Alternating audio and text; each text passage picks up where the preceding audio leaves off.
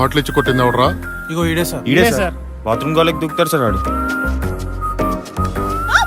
Sorry sorry sorry sorry. నేను ఎక్కిన దానికోసం కాదే బాబు. ఇంట్లోకి రాక బయటనాడు. ఏడు కంచి వచ్చినాయి గలీజ్ బుద్ధులు.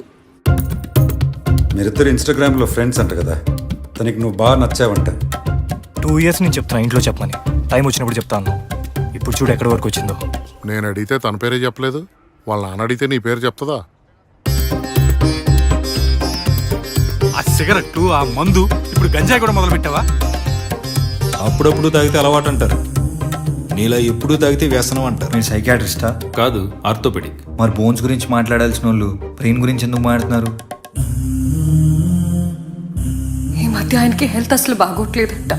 పెళ్లి వయసు ఉన్న కూతురుంటే చాలు, ప్రతి ఒక్కడికి ఎక్కడ లేని రోగాలన్నీ వచ్చేస్తాయి.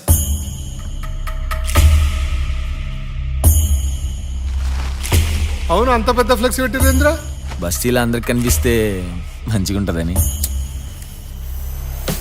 ఈ కుర్రాన్ని ఎక్కడన్నా చూసావా? లేదుగా సాబ్. ఇలాంటి ఫాదర్ దొరకడం నీ అదృష్టం.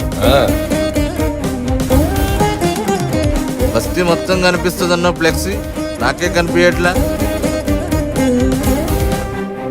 ఏమైంది? నీలాంటి వాడిని లవ్ చేశాక ఇంకేమవుతుంది? ఏమున్నాయి బ్యాగ్లో? నీకు అనవసరం. అవసరమేరా? మరి మన గురించి ఎలా తెలుస్తుంది అందరికి? Life is more than just love. Okay, ఒక్కోడు ఒక ఐటంలా ఉన్నారా?